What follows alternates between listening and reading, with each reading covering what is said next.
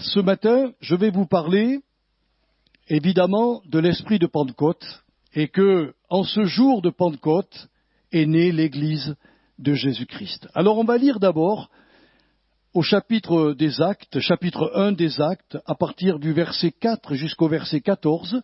On va faire une lecture et ensuite je vais vous montrer ce que le Saint-Esprit a mis sur mon cœur quand j'avais l'idée de vous parler de l'esprit de Pentecôte. Comme il se trouvait avec eux, il leur recommanda de ne pas s'éloigner de Jérusalem, mais d'attendre ce que le Père avait promis, ce que je vous ai annoncé, leur dit-il. Car Jean a baptisé d'eau, mais vous, dans peu de jours, vous serez baptisés du Saint-Esprit. Alors les apôtres réunis lui demandèrent, « Seigneur, est-ce en ce temps que tu rétabliras le royaume d'Israël ?»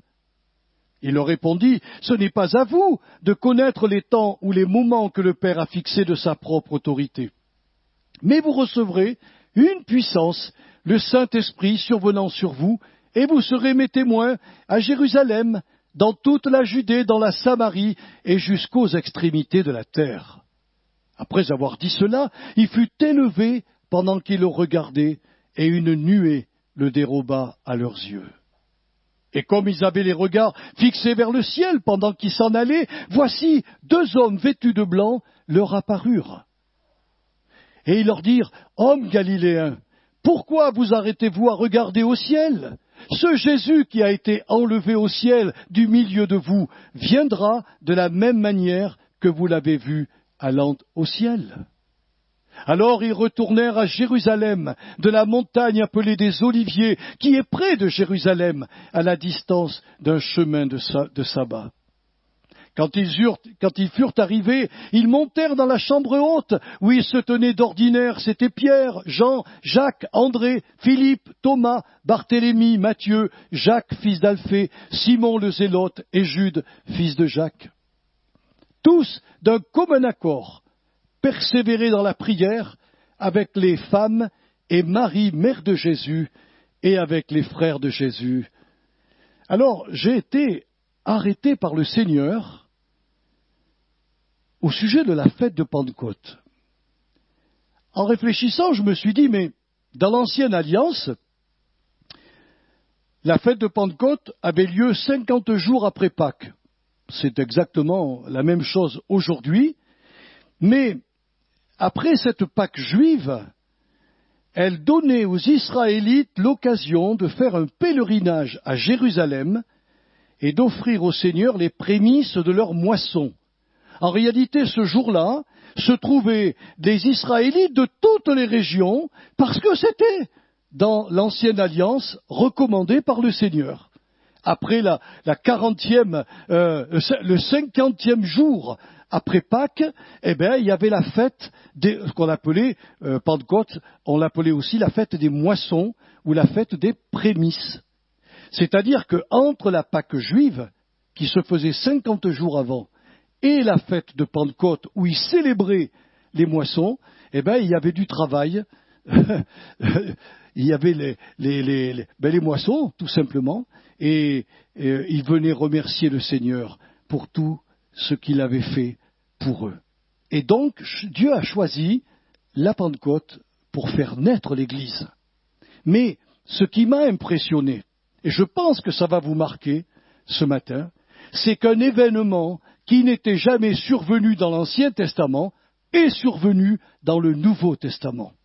40 jours après la Pâque juive, c'est-à-dire après la crucifixion de Jésus, l'ascension a eu lieu, et 10 jours après, la fête de Pentecôte a eu lieu. Et cette Pentecôte-là est totalement différente. Parce que s'ils apportaient les prémices de leur moisson, eh bien, aujourd'hui, dans la fête de Pentecôte, le Saint-Esprit a été répandu et il va engranger les prémices de la terre pour offrir au Seigneur une Église belle, sainte, juste. Et ce sera vraiment son travail. Mais ce qui m'a intrigué, c'est pourquoi il faut attendre 10 jours Pourquoi n'est-il pas venu la veille de Pentecôte et ne fut-il pas enlevé la veille de Pentecôte? Pourquoi 10 jours? Alors je suis allé voir ce que signifie le chiffre 10 dans le symbolisme biblique hébraïque. Eh bien, 10, mes frères et sœurs, signifie 2 choses. D'abord, l'ordre parfait, et ensuite la responsabilité de l'humain envers son Dieu. Et c'est typiquement ce que nous voulons parler ce matin. L'ordre parfait fait référence au rétablissement de toute chose qui a déjà commencé dans les cieux à la suite de la résurrection de Jésus-Christ. Et cet ordre parfait s'achèvera à la fin du millénium, après que l'Esprit Saint ait fondé l'Église du Seigneur, qu'il ait appelé les élus à la vie nouvelle, qu'il les ait instruits dans,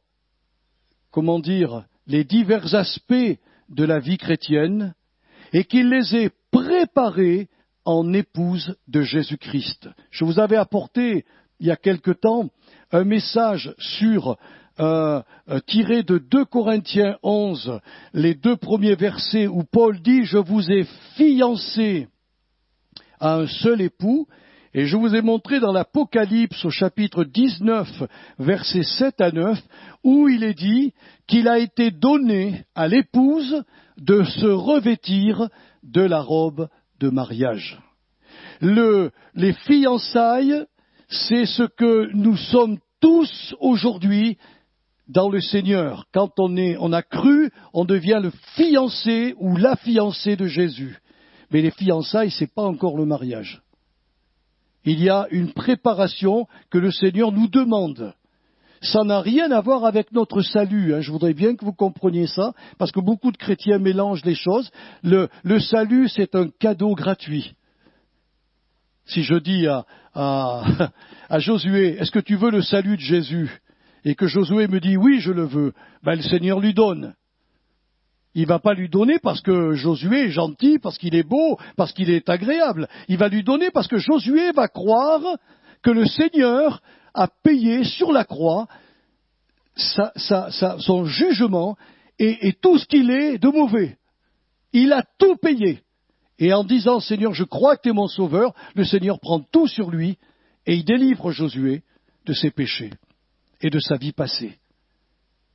Donc il va le déclarer comme fiancé au Christ. Et maintenant, le Saint-Esprit va travailler dans la vie de Josué pour qu'il soit transformé, changé. Puisqu'il est passé de l'étape d'impureté à l'étape de justice et de sainteté, maintenant il veut qu'il puisse revêtir sa robe de mariée, se préparer pour le jour où Jésus va venir. Parce que entre le moment où je suis sauvé et le moment où j'entre au ciel, j'ai une responsabilité. C'est pour ça que le chiffre 10 implique une responsabilité pour les humains, surtout ceux qui ont accepté Jésus-Christ. Alors, la responsabilité des humains, elle est simple. Elle est aujourd'hui de se repentir et de croire au sang rédempteur de Jésus, après, bien sûr, avoir entendu la bonne nouvelle du salut, et d'avoir reçu le baptême dans le Saint-Esprit. Ici, il leur a dit, n'allez pas plus loin, attendez la promesse du Père. Vous recevrez le baptême du Saint-Esprit, et dans ce baptême est inclus une puissance, on le verra tout à l'œuvre. Cette œuvre divine est indispensable pour être en mesure d'œuvrer dans le royaume de Dieu. Si je ne suis pas baptisé du Saint-Esprit et si je n'ai pas la puissance de l'Esprit en moi, je suis incapable de vivre la vie chrétienne. Je peux être religieux, je peux être même un super gentil religieux qui crée aucun problème à personne, mais je peux très bien ne pas appartenir à Jésus-Christ. C'est important.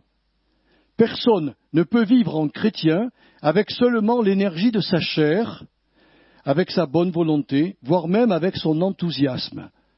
Vous avez des gens, quand ils arrivent à la foi, mon pauvre ami, ils sauteraient au plafond. On a connu un homme, Fabrice le connaît parfaitement, mais je ne veux pas le nommer. Mais cet homme-là, c'était un gars qui était dans un zèle que vous ne pouvez même pas imaginer. Il a œuvré dans les églises, il a touché des jeunes, il les a amenés au Seigneur. Et pourtant, cet homme ne croyait pas aux miracles de la Bible. Quand j'ai bu un café avec lui, qui m'a dit « Attends, Joël, tu veux dire que la mer s'est vraiment ouverte ? Que le feu qui a préservé, ça a vraiment existé ?» Il dit « Non, c'est des fables, ça n'a pas existé. » Je lui dis « Mais attends, c'est écrit dans la Bible. » Oh, il dit « Oui, mais il ne faut pas prendre les miracles comme ça, comme si c'était des vraies interventions divines. » Je lui dis « Mais tu crois quoi alors ? Est-ce que tu crois à la résurrection du Sauveur ?» C'était un homme qui était très intellectuel et qui aimait les choses intellectuelles, mais dont le cœur en profondeur n'avait pas été touché. C'est fou, hein ? Donc on ne peut pas vivre la vie chrétienne avec simplement l'énergie de notre chair, voire même notre bonne volonté, ou encore, pour certains, leur enthousiasme. Ils sont tellement bouillants, tellement remplis d'énergie, ils remuent à droite à gauche, et au bout de 6 mois, vous ne les voyez plus parce qu'ils sont passés à autre chose. Et ça, on en voit dans tous les mouvements. Alors il faut faire très attention. C'est pour cela, Luc nous dit dans les Actes, il nous dit que pour réaliser cette œuvre surnaturelle de Dieu en nous, il nous faut une puissance surnaturelle. Puisque je ne peux pas le faire avec l'énergie de ma chair. Alors le mot puissance, je vous l'avais déjà dit, mais je vous le répète ce matin, c'est recevoir en soi la capacité de faire ce que l'on ne pouvait pas faire auparavant. Donc, en termes clairs, si l'être humain qui n'a pas été baptisé du Saint-Esprit, qui n'a pas reçu la puissance de l'Esprit en lui, ne peut pas vivre la vie chrétienne, il est donc important de savoir que si nous avons été baptisés du Saint-Esprit, nous sommes en capacité de vivre justement et saintement. Si je ne le fais pas, c'est que je ne le veux pas. Mais si j'ai reçu le Saint-Esprit, alors je dois coopérer avec lui. Pourtant, quand vous lisez les évangiles, vous vous apercevez que les disciples qui étaient présents à la Pentecôte avaient déjà coopéré avec le Saint-Esprit au cours du ministère de Jésus, et cette coopération leur avait permis de gagner des âmes pour le royaume de Dieu, de guérir de nombreux malades et de rendre libres les prisonniers des forces démoniaques. Et en ce dimanche de Pentecôte, ils reçurent plus que les dons, ils reçurent l'auteur des dons.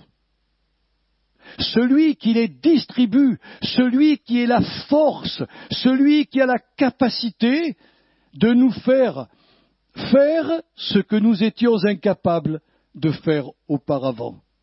Et alors, l'auteur de cette puissance va les associer à lui pour, comme Jésus l'a dit au tout début, c'est Luc qui le dira au tout début des Actes, cher Théophile, j'ai fait des recherches pour te montrer ce que Jésus a commencé de faire et d'enseigner. Et en réalité, quand nous coopérons avec le Saint-Esprit, mes frères et sœurs, eh bien, on perpétue le ministère de Jésus. Qu'est-ce que Jésus a fait dans sa vie ? Il a annoncé la bonne nouvelle. Mais il a annoncé la bonne nouvelle dans sa vérité. Il n'a pas dit aux gens tournez-vous vers moi, venez à moi, vous me ferez une fleur. Il leur a dit non, repentez-vous. Puis venez à moi pour que vous receviez le pardon de vos péchés. Je vous donnerai le Saint-Esprit et vous commencerez une vie nouvelle. Et c'est aujourd'hui, malheureusement, le drame dans l'Église de Jésus-Christ. Nous rencontrons beaucoup de gens qui n'ont pas été baptisés du Saint-Esprit, mais qui sont sous une ambiance charismatique et qui, malheureusement, quand on les rencontre dans leur vie de tous les jours, ce sont les gens qui n'ont jamais quitté leurs vêtements de pécheurs. Moi, j'ai rencontré des gens qui, après 40 ans de conversion, étaient les mêmes personnes. C'est anormal, mes frères et sœurs. Moi, j'ai eu des enfants. Si à 40 ans, mes enfants me parler un langage comme il me le parlait à 12 ans, c'est-à-dire un langage de jeunes qui nous dépasse à nous, hein, on serait très inquiet. On se dirait, mais il y a un truc, il n'a pas évolué, quoi.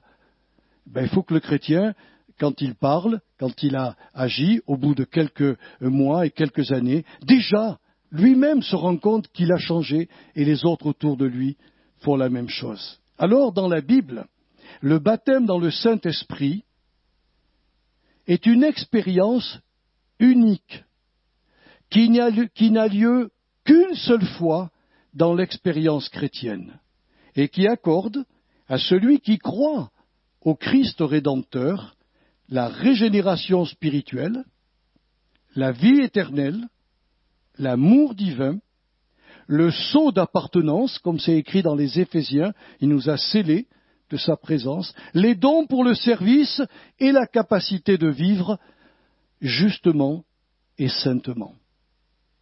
J'espère que vous comprenez bien ce que dit la Bible. Il vous baptisera du Saint-Esprit et vous serez mes témoins. Mes témoins. Aujourd'hui, il n'y a rien de mal à ça dans ce que je vais vous dire. Mais beaucoup de chrétiens rendent témoignage de ce que Jésus a fait pour eux. Et c'est bon, je reconnais que dans le témoignage personnel, c'est excellent. Mais ce n'est pas le premier témoignage que nous devons rendre. C'est nous rendre témoignage de ce qu'a fait Jésus pour la personne à qui nous parlons.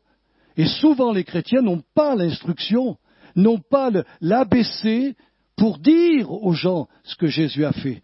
Et de leur dire, tu vois ce que je te dis là, je l'ai appliqué dans ma vie. Jésus l'a appliqué dans ma vie. Je suis changé. Alors évidemment, ça engage radicalement le chrétien. Parce que celui qui était un voleur, par exemple, et qui dit, tu vois, quand je suis arrivé vers le Seigneur, j'ai pris conscience que j'étais un voleur. Aujourd'hui, je marche droitement. Le gars qui est en face, il lui dit, ah ouais, et pourquoi tu triches sur tes impôts à l'État?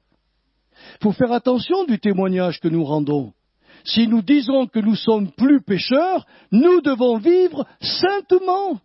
Nous devons vivre justement et ne pas enlever des versets de la Bible, comme je l'ai entendu il n'y a pas longtemps, pour les remplacer par les versets qui me plaisent, ou la déduction qui me plaît. C'est pas ça que le Seigneur nous demande, c'est de prendre la Bible telle qu'elle est.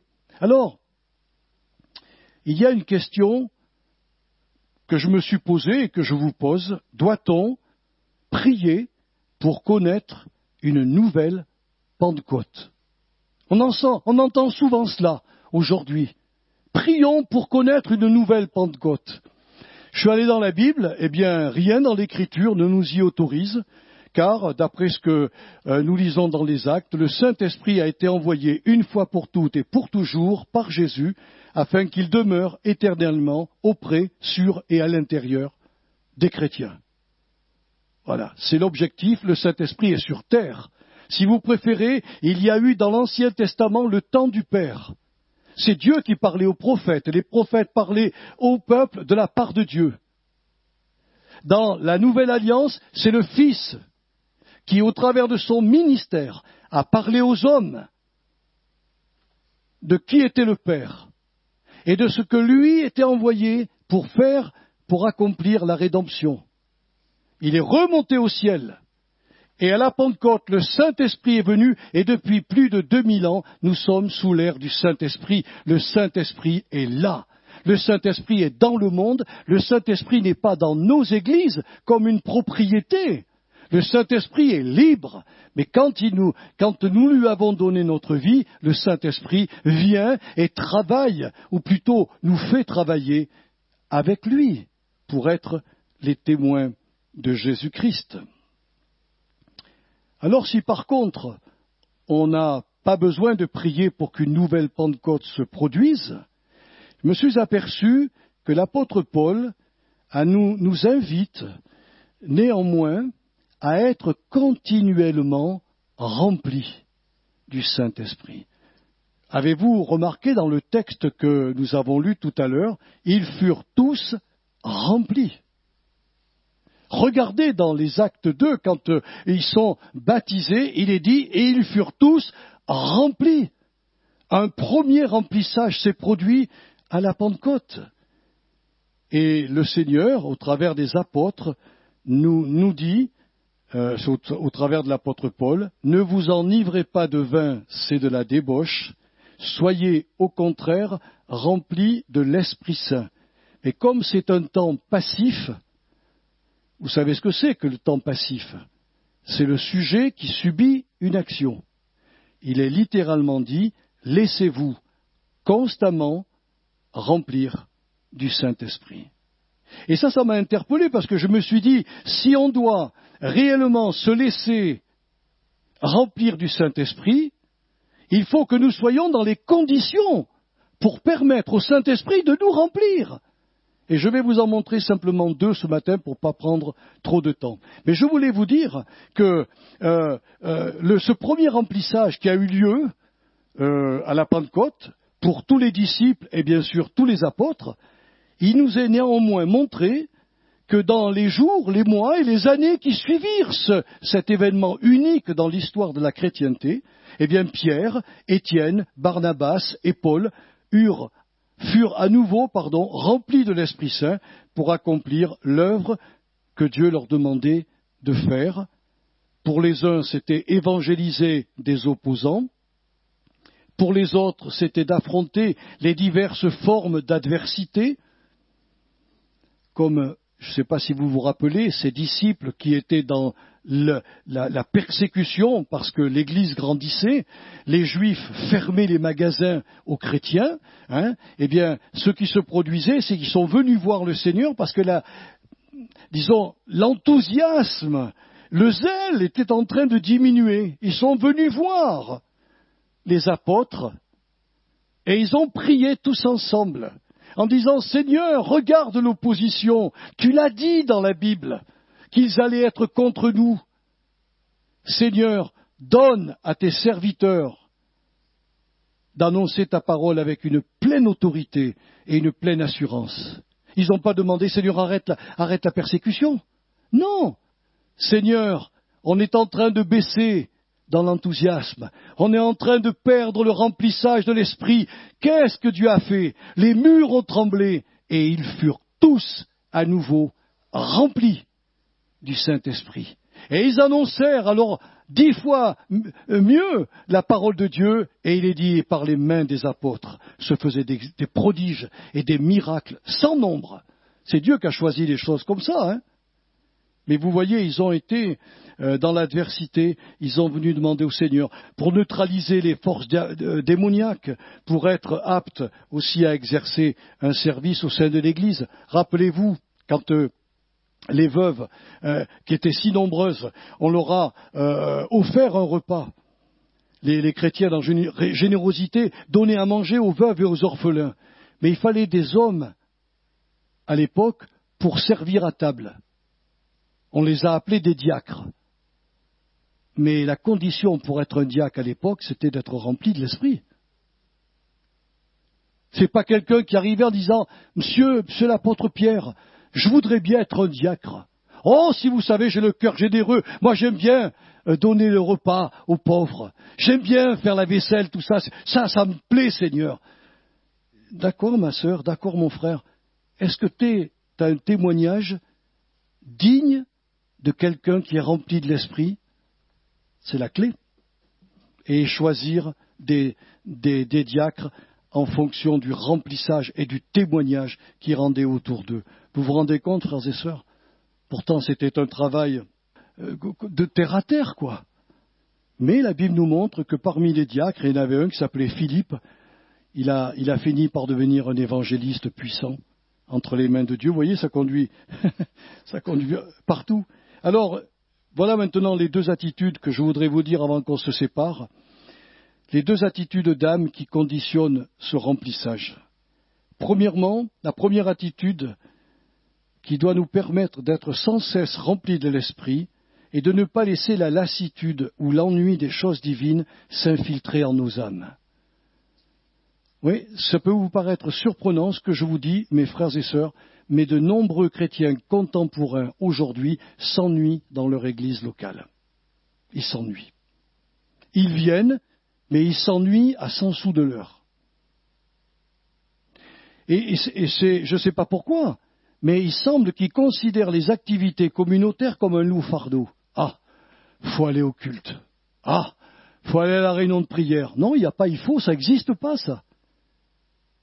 Si je suis membre du corps de Jésus, je ne peux pas, dans la mesure de mes possibilités, je rajoute ça parce qu'il ne faut pas non plus être tranchant comme une épée. Il faut être juste. Mais si je suis membre du corps de Jésus-Christ, je suis rattaché au corps local dans lequel j'ai été baptisé. Et j'ai un travail à faire. Le seul problème, c'est qu'il y a des gens qui s'ennuient parce qu'ils ne connaissent pas le travail qu'ils ont à faire. Ce n'était pas l'attitude de nos premiers disciples qui assistèrent à l'enlèvement de leur Sauveur pour la gloire. Il semble que loin d'imaginer qu'ils pouvaient s'ennuyer avec l'absence de Jésus, leur âme furent au contraire boostées en considérant le côté positif du départ du Seigneur. Le Saint-Esprit me l'a montré au travers des versets que nous avons lus. Qu'est-ce qu'ils ont considéré? Au moins 3 choses très simples. Quand ils virent Jésus s'élever, au ciel dans un corps d'homme, cela les a rassurés parce qu'ils se sont dit, quand il va revenir de la même manière, ce corps glorieux, nous allons avoir le même. C'est souvent l'ennui découle du fait que nous vieillissons, du fait que nous n'avons plus l'énergie de la jeunesse. Avant, on faisait 1000 choses, aujourd'hui, on n'en fait plus que beaucoup moins. On en fait même très peu, parce qu'on est fatigué, on est épuisé.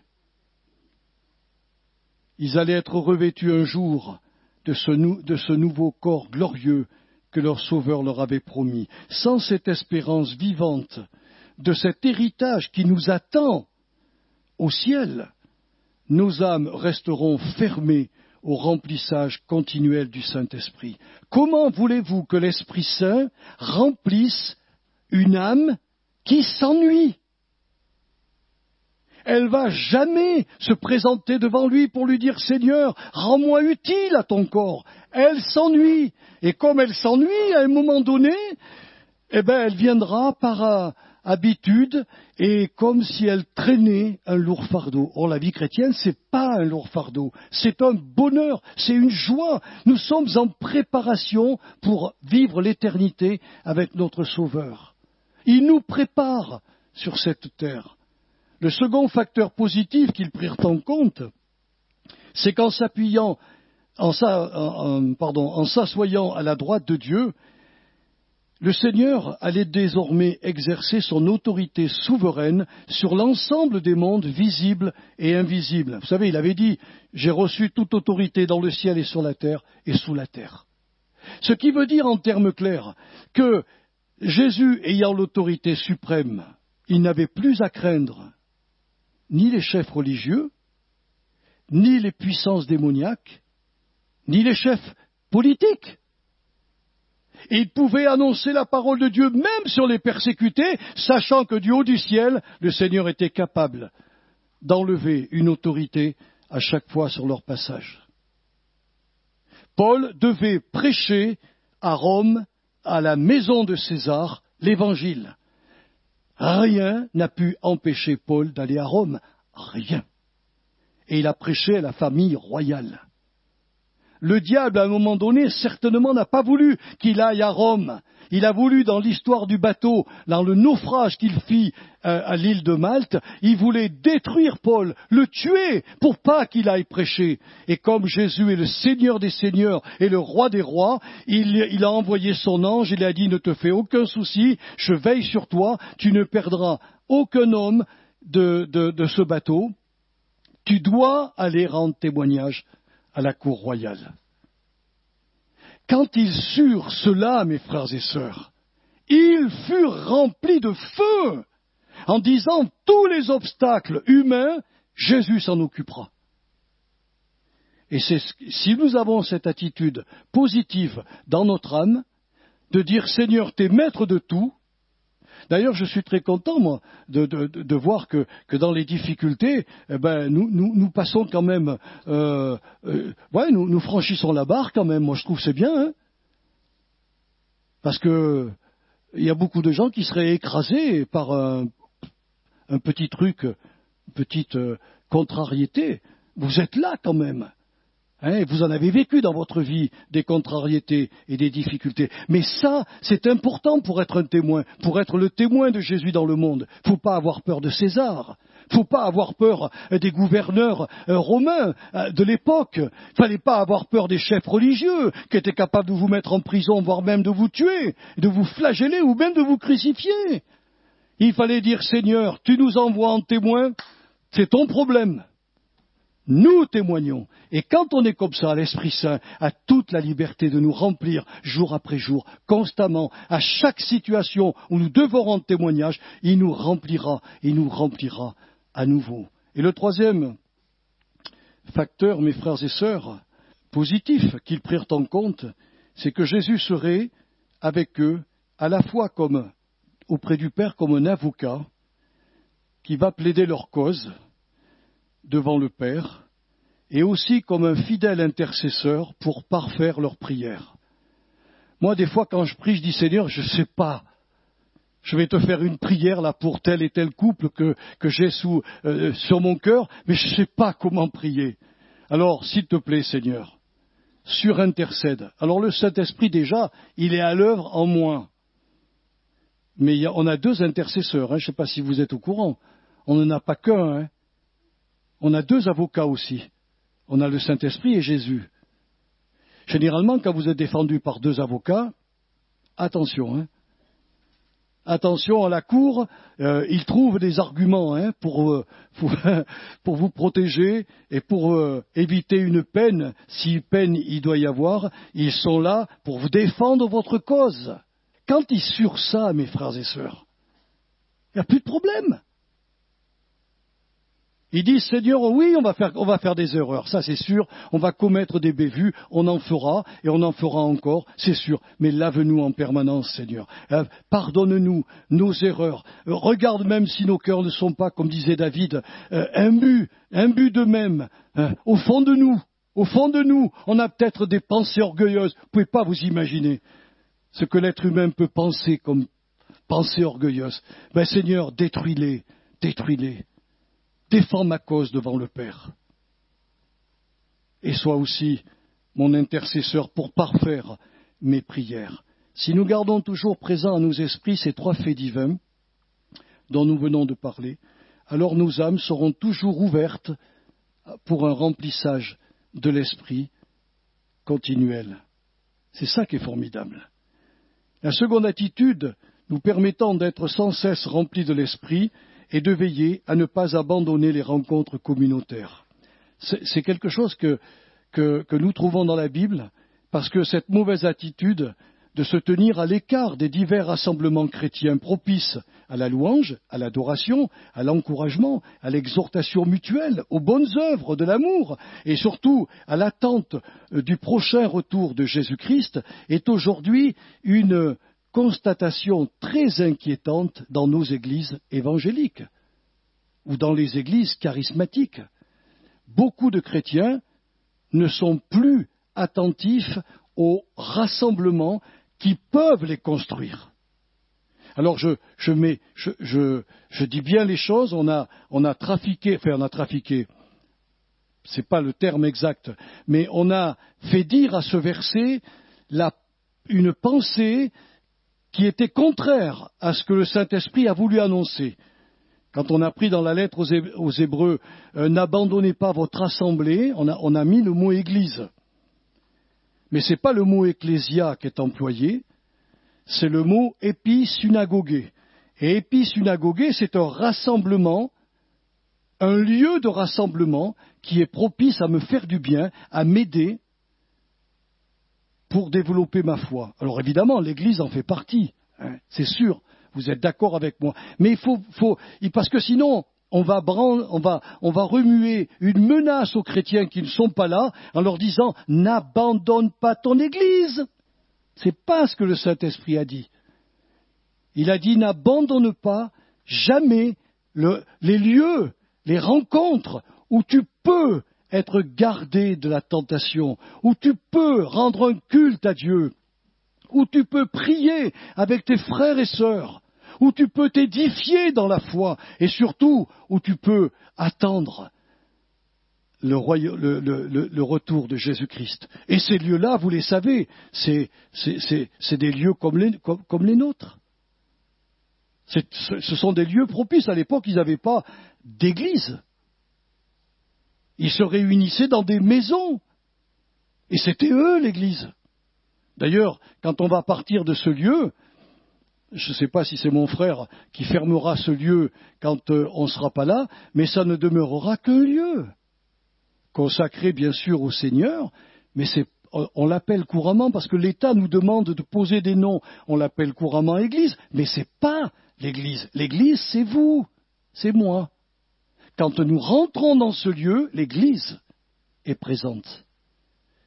Et c'est ce qu'a voulu dire le Saint-Esprit là, et souvent il y a malheureusement, cette mauvaise habitude que trop de chrétiens ont, c'est qu'ils se tiennent à l'écart de ces rassemblements. Quand vous êtes dans cet état d'âme, il est évidemment que le Saint-Esprit ne peut pas être heureux. Et vous ne pouvez pas non plus dire « Seigneur, pourquoi suis-je pas rempli de l'Esprit ?» Alors je fais le porte-parole du Saint-Esprit et il est capable de vous dire « Ma sœur, mon frère, mon bien-aimé de Jésus, je ne peux pas te remplir parce que tu n'es pas dans le lieu propice au remplissage. » Vous voulez que le Saint-Esprit remplisse quelqu'un qui a de l'animosité contre les églises locales? Ça serait aberrant. Celui qui n'aime pas l'Église, qui n'aime pas les frères et sœurs et qui se tient à l'écart, nous dit la Bible, cherche ce qui lui plaît. Et si vous avez le malheur d'aller le voir pour lui dire, écoute, ma sœur, mon frère, il y a des lieux que le Saint-Esprit a établis pour que ta foi soit fortifiée, que tu sois gardé, se met en colère. Il dit, tu me juges? Tu me juges? Non, non. Le Saint-Esprit veut nous remplir sans cesse et sans cesse de lui, mais il faut que nous sachions qu'il ne faut pas abandonner ou nous tenir à l'écart des lieux qui sont propices justement à ce remplissage spirituel. Qu'est-ce qu'ils ont fait, nos braves disciples, quand Jésus est parti? La Bible nous dit qu'ils se sont retrouvés ensemble dans un même lieu. Ils auraient pu retourner tous à leur occupation ou préoccupation, mais ils avaient entendu le Maître leur dire « Attendez à Jérusalem » la promesse du Père. Et je voudrais vous faire remarquer, ils se sont tous rassemblés pour attendre la promesse, sans en connaître ni le jour ni l'heure. C'est ça que le Seigneur a veut nous montrer à nous aujourd'hui. C'est qu'ils ignoraient si l'Esprit Saint allait venir le jour de Pentecôte, s'il allait venir 15 jours après, ou s'il allait venir dans un mois, voire dans 6 mois. Ils ne savaient pas. Alors qu'est-ce qu'ils ont fait? Ils se sont rassemblés dans un lieu qui plaisait au Seigneur, un lieu où ils pouvaient chanter, où ils pouvaient prier, où ils prirent part chacun à l'organisation de la future Église. Et vous voyez, si vous lisez le reste du récit, vous verrez qu'ils ont désigné un autre apôtre pour remplacer Judas qui s'était pendu. Je ne vois pas le Saint-Esprit dire « Non, la désignation que vous avez faite, elle est pas juste. Hein. Il y en a un autre apôtre qui va venir, il va s'appeler Paul. Vous croyez? Non, le Saint-Esprit a accepté que ces hommes, ces femmes, ensemble, parce que c'est dans le grand rassemblement que se trouve la sagesse, ils ont commencé à œuvrer pour la future Église de Jésus-Christ. Ils se sont commencés à se former en corps. Et quand l'Esprit est venu, ils furent inséparables. Alors je vois donc, pour moi, si nous ne prenons pas notre part aux activités de notre assemblée, l'Esprit sera dans l'impossibilité de nous remplir sans cesse de son onction. Pourquoi le ferait-il d'ailleurs? Pourquoi me rendrait-il bouillant si je ne veux pas m'engager dans un travail? Alors souvent les gens ils me posent la question parce qu'ils disent oui mais quel est le don que j'ai? C'est ça, je veux bien travailler, mais quel est le don? Eh bien le premier des dons que j'ai trouvé dans la Bible, c'est vous. Parce que la personne que vous étiez avant de devenir chrétienne, elle n'était pas du tout celle dont le Seigneur, enfin, ce que le Seigneur a fait de vous. Et vous êtes le premier don pour les autres chrétiens. Tous, nous sommes un don les uns pour les autres. Et je ne sais pas comment vous voyez les choses, mais moi, quand je vous revois, j'ai beaucoup de joie. Quand je vois un chrétien, je le rencontre, j'ai beaucoup de joie. Pourquoi? Parce que je sais que je suis, pour ce frère, la première chose, un don pour lui. Ma personnalité est devenue un don. Et si nous avons tous compris cela, nous sommes tous des dons les uns pour les autres. Ensuite, il y a d'autres dons. Il y a des talents, il y a des dons spirituels, il y a des ministères, il y a une capacité. Mais les gens en disant « Oh, moi je ne suis pas appelé à être pasteur, donc je n'ai pas besoin. » Non, non, mes frères et sœurs, le fait qu'on se retrouve, ne serait-ce que par exemple à la fin du culte, pour ceux qui le peuvent, se retrouver ou parler ensemble. Je le vois d'ailleurs au début du culte, comment les sœurs, elles vont voir Mado, comment elles parlent avec...